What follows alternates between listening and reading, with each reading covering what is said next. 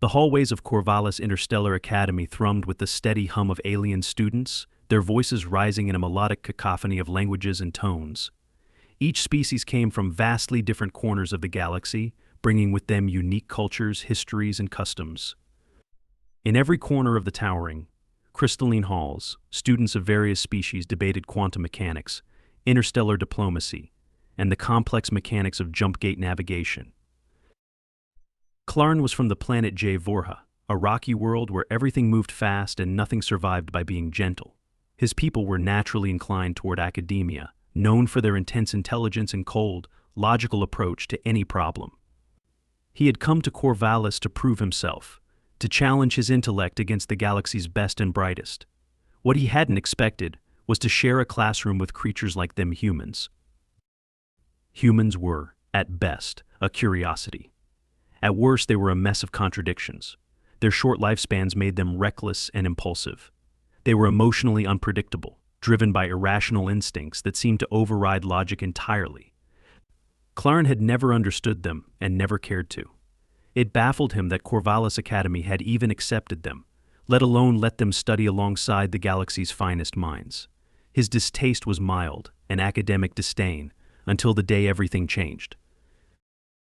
Clarn glanced down at his datapad, noting the blinking reminder for his xenobiology class. The class was held in the eastern wing of the academy, overlooking the vast enclosure known as the Habitat. It was where the galaxy's most dangerous and exotic creatures were kept, a biological preserve filled with species no sane person would want to meet in the wild. As he entered the room, his attention drifted to the usual crowd. There were the sleek and agile Karans, their silver skin glistening in the artificial light. Next to them sat the towering Vraks, their muscular forms making the chairs look comically small. But the human he was there too. The one called Noah. Noah was nothing like Clarn had expected a human to be. He was quiet, reserved even. He didn't boast like many other humans did, and his presence was oddly unassuming for someone from such a reckless species. Today, however, Clarn's irritation with Noah's calm demeanor was overshadowed by something more important, the day's assignment. Today we will be focusing on the Tamrin-Beast, their instructor, Professor Herrick, announced. The professor, a Karan with glittering silver scales, projected a hologram into the air of a massive creature with black, leathery wings and sharp, talon-like feet. This beast, native to the swamps of Norgalia, is the most dangerous predator in the habitat. No one has ever successfully tamed it. It is highly intelligent, highly aggressive, and has an unpredictable nature. Clarn felt a slight shiver crawl up his spine. The Tamrin-Beast was infamous, a creature of legend even among the most daring hunters. Its venom could paralyze an entire village, and its bite could crush reinforced steel. Its eyes, glowing red in the hologram, reflected a malice that was deeply unsettling. Each of you will observe the Tamrin-Beast today, Professor Herrick continued. You will take notes on its behavior, interaction with its environment, and any attempts it makes to interact with other species in the enclosure. Safety protocols will be in place, but remember this is not a creature to be underestimated. The air was thick with anticipation as the students made their way to the observation deck overlooking the habitat. The enclosure was vast, a biodome filled with dense vegetation, a mock-up of the Tamrin-Beast's natural environment. Several creatures roamed the landscape, but the Tamrin-Beast was easy to spot. It stood out not just because of its size, but because of the way everything around it seemed to give it space, even the other predators. Clarn watched as it moved through the brush, stalking silently, its massive wings tucked against its body. His datapad pinged, reminding him to start recording observations, but his attention was momentarily drawn to Noah, who had stepped closer to the observation glass. "What's he doing?" Clarn muttered under his breath. Noah seemed utterly unfazed by the creature's terrifying presence. While most of the students maintained a healthy distance, Noah stood right at the edge, peering through the glass, as if he were studying an old friend. The human's eyes narrowed, and he began tapping away at his own datapad, taking notes with the same calm expression he always wore. "He's probably just as baffled as the rest of us," Clarn whispered to his fellow J Vorhan classmate Sala, who snickered in agreement. Humans and their bravado. But then, something unexpected happened. The Tamrin-Beast, which had been pacing the far side of the enclosure, suddenly stopped. Its eyes, those terrible glowing eyes, locked onto Noah. Clarn's breath caught in his throat. The beast slowly began to move toward the observation deck, its gait slow, deliberate. The other students backed away in alarm as the creature came closer and closer, its head lowering toward the glass where Noah stood. Clarn expected Noah to step back, to retreat like the rest of them, but he didn't.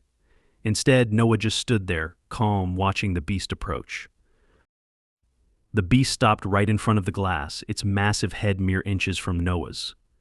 For a moment, there was complete silence. Clarn could feel the tension in the air, every student holding their breath as the human and the creature stared at each other. Noah raised his hand slowly and placed it against the glass. To Clarn's utter disbelief, the Tamrin-Beast mirrored the gesture, pressing its massive, leathery claw against the glass where Noah's hand rested. There was no aggression, no malice, just acknowledgement. Clarn's datapad slipped from his hands and clattered to the floor. "What in the name of the stars?" Sala whispered beside him.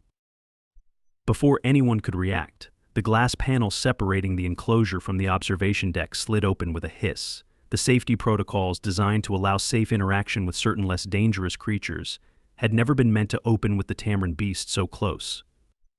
Gasps echoed through the room. Clarn froze. His brain screamed at him to run, to move, to do anything, but his body refused to obey.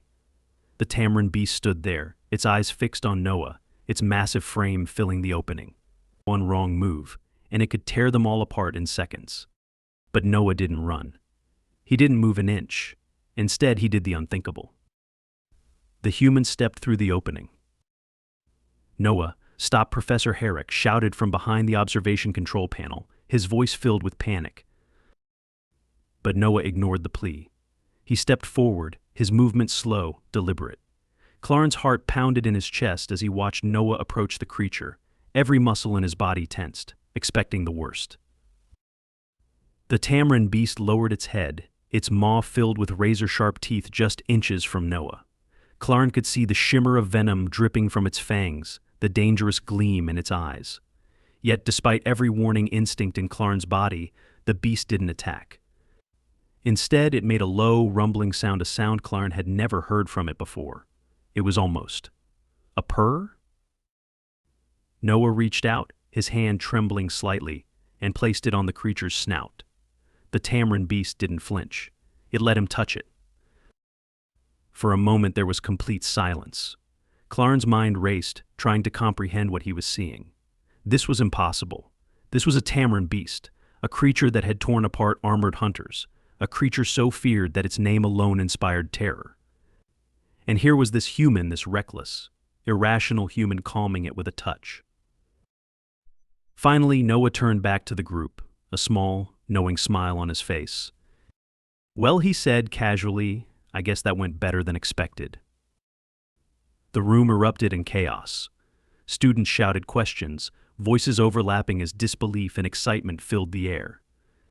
Professor Herrick rushed to the control panel, slamming the safety protocols back into place, and the glass door slid shut again, sealing Noah and the creature on opposite sides once more. What just happened?" Sala stammered, her eyes wide with shock. Clarn couldn't answer. His mind was too busy trying to process the impossibility of what he had just witnessed. He glanced down at his datapad, the abandoned recording still blinking on the screen. There were no notes that could explain this. No scientific theory, no academic reasoning could make sense of it. Noah stepped back into the group, the Tamrin-Beast still watching him from behind the glass. Its red eyes, once so full of menace, now seemed almost docile, as if something had shifted between them, some unseen understanding that defied explanation. "What did you just do?" Clarn finally managed to ask, his voice shaky. Noah shrugged, still wearing that maddeningly calm expression. "I don't know," he said. "I just thought it looked lonely." Clarn stared at him, utterly at a loss for words. How could he explain this to his professors? To anyone? There was no logical explanation for what had just happened. And yet, it had. Professor Herrick approached Noah, his silver eyes wide with a mixture of fear and awe. This is unprecedented. The Tamrin-Beast is one of the most dangerous creatures in the galaxy. How did you? I think it's more misunderstood than dangerous, Noah interrupted, his tone casual. It just needs a bit of empathy. A personal touch. Empathy, Clarn repeated, unable to keep the incredulity from his voice. You're telling me you just tamed a Tamrin-Beast with empathy? Noah turned to face him, his expression thoughtful. Maybe. Or maybe I just got lucky. Lucky? Clarn felt his temper rising. This wasn't luck, this was something else, something that defied everything Clarn had ever studied.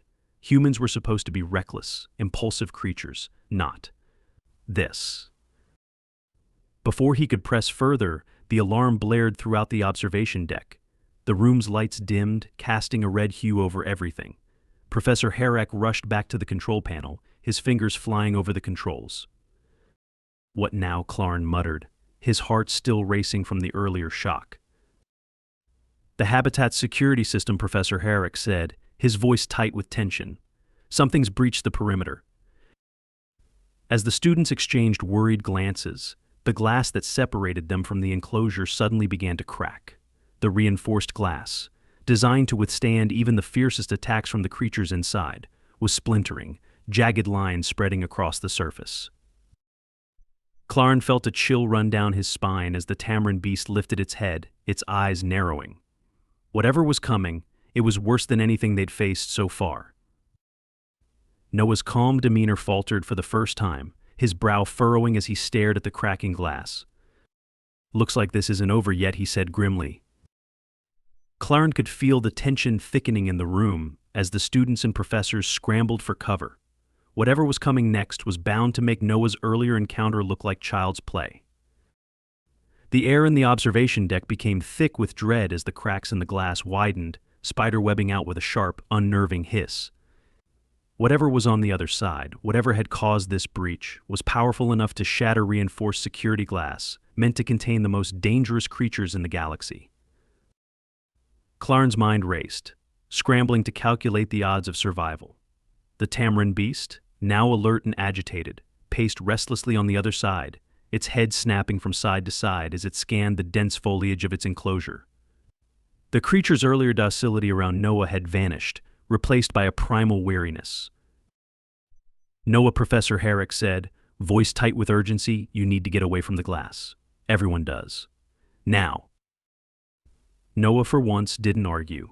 He took a few steps back, his eyes locked on the weakening glass, watching it with the same cautious curiosity he had shown the Tamrin-Beast earlier. Clarn, however, felt no such calm. His instincts screamed at him to run, but the observation deck's exit was sealed tight, lockdown protocols trapping them inside until the threat could be contained or until it was too late. A low growl, more a rumble in the air than an audible sound, made the entire room vibrate. Clarn felt it in his chest, in his bones. It was coming from the enclosure, but it wasn't the Tamrin-Beast. Something else was in there. Something far worse. The professor's fingers flew over the control panel, trying desperately to seal the breach, but the cracking glass gave way with an ear-splitting shatter. A chunk of the enclosure wall collapsed inward, and the entire class screamed as the remaining glass crumbled into shards around them. A gust of hot, fetid air surged through the opening, carrying with it the smell of decay and earth. Clarence staggered backward, his heart hammering in his chest as the thing finally emerged from the foliage. It was massive, larger than the Tamrin-Beast by at least a factor of 3. Its skin was a dark, sickly green, mottled with patches of scales that glinted in the dim light. It moved on 6 legs, each limb thick and muscular, tipped with claws that dug into the ground with every step. Its head was an unsettling blend of insect and reptile, with dozens of small, reflective eyes gleaming like black pearls.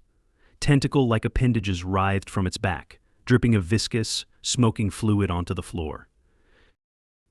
The Tamrin-Beast, for all its size and power, let out a low, guttural hiss and backed away, clearly intimidated by the new arrival. Clarn's entire body trembled with a primal terror he hadn't known he could feel. His mind struggled to comprehend the creature standing before them. This thing wasn't in the Academy's records, wasn't in any database. It was a nightmare made flesh. What in the name of the stars is that? Sala gasped, her voice barely a whisper. Professor Herrick's eyes widened with horror. It's not supposed to exist. Clarn turned to the professor. What do you mean it's not supposed to exist? Herrick's voice shook as he answered. It's a Wormian Vrowler, a creature that was wiped out millennia ago. They were once the dominant apex predators of an entire quadrant, but they were eradicated extinct. There's no way one could be alive, let alone here. Clarn watched the professor's face drain of color, his usual calm, academic demeanor crumbling. That didn't bode well for anyone. The Wormian Vrowler let out a deep, vibrating growl, the sound echoing through the shattered glass and shaking the walls. Its eyes scanned the students with cold intelligence, as if assessing them, deciding who would be the easiest prey. Noah stepped forward again, his brow furrowed. We need to get out of here, now.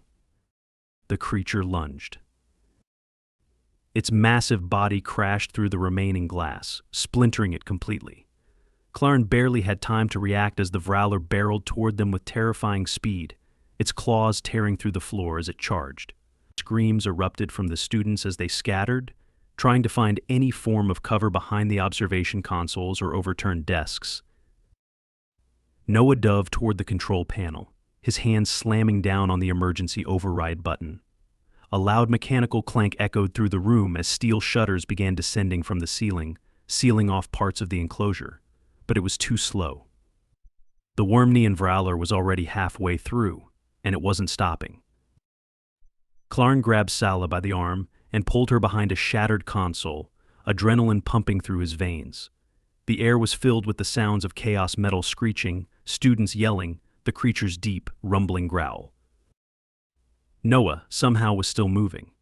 He darted past the oncoming claws, narrowly avoiding the creature's tentacles as they lashed out toward him. With almost supernatural precision, he reached a secondary control panel near the emergency exit, yanking out a cord that sparked dangerously in his hands. What is he doing? Sala gasped, her eyes wide with panic.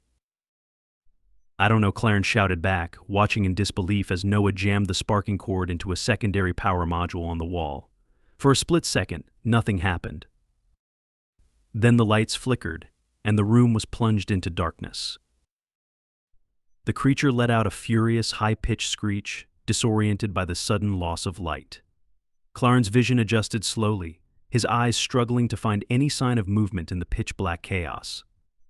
Noah, what he started, but a sharp crackling sound cut him off. The emergency backup lights flickered on dim red, casting the entire room in a hellish glow. The shutters, now fully descended, locked into place, trapping the Wormian Vrowler within a narrow section of the observation deck. Noah emerged from the shadows, breathing hard but focused. His calm demeanor was gone, replaced by something far more urgent. That'll hold it for now, he muttered, turning back toward the others. Are you insane? Clarn spat, his frustration boiling over. You just sealed it in with us. Noah didn't even look fazed. Would you rather it have free range of the entire academy? Clarn opened his mouth to retort, but the truth of Noah's words stopped him. The Wormian Vrowler, for the moment, was contained. Its massive body slammed against the reinforced shutters, shaking them violently, but it was at least temporarily held in place. We need a plan, Noah continued, wiping sweat from his brow. That thing isn't going to stay trapped for long, and when it gets out, it's going to tear through anything in its way. What about the Tamrin-Beast? Clarn asked, glancing nervously at the other creature still lurking in the enclosure. It hadn't moved, watching everything unfold with eerie silence. Noah's eyes flicked toward the Tamrin-Beast, his expression thoughtful. The Tamrin-Beast is scared of it. If we can get it on our side. You want to? What? Clarn blurted out, incredulous. You think you can just ask it to help us? Noah didn't answer immediately. Instead, he stepped back toward the shattered glass, his eyes locking onto the Tamrin-Beast once again. There was a tension in the air, a sense of unspoken understanding between him and the creature that Clarn couldn't even begin to comprehend. I'm going to try, Noah said finally.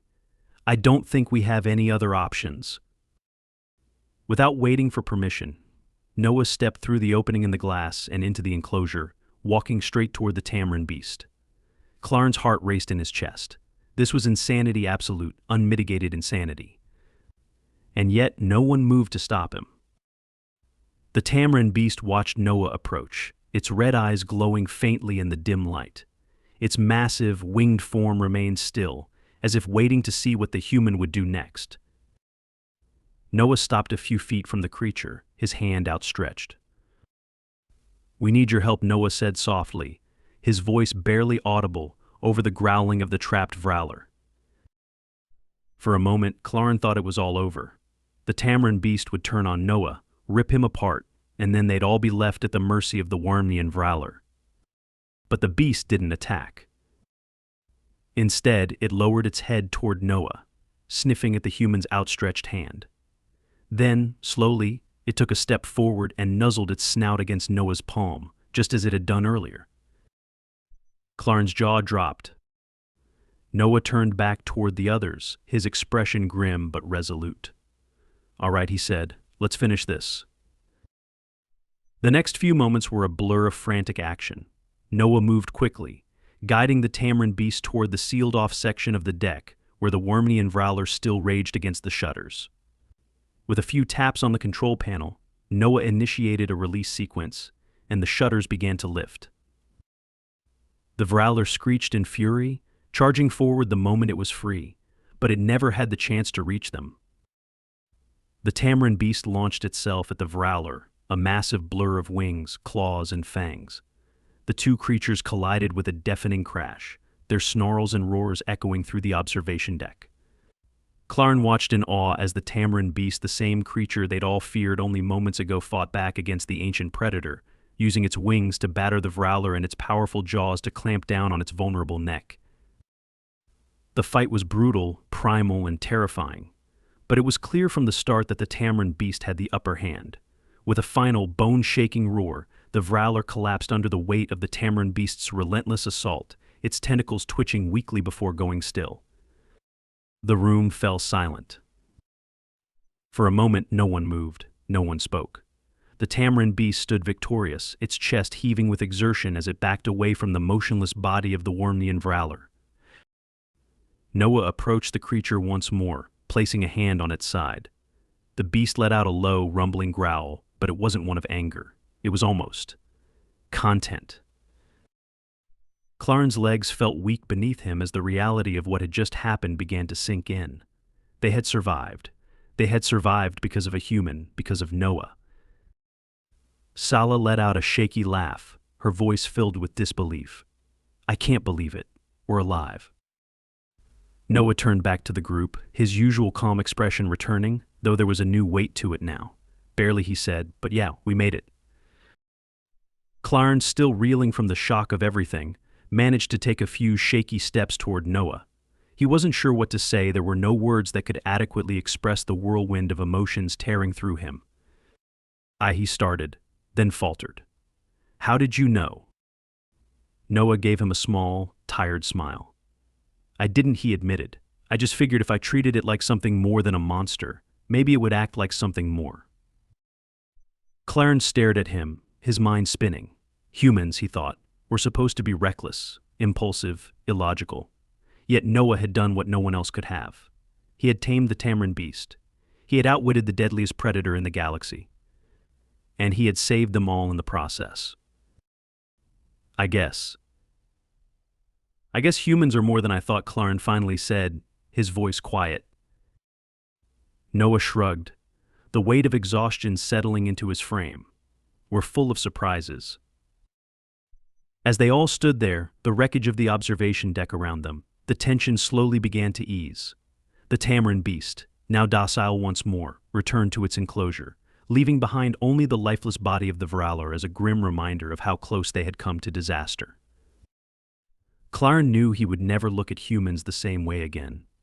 Noah, the quiet, unassuming human, had done the impossible, and somehow Clarn had the feeling that this was only the beginning of the surprises humans had in store for the galaxy.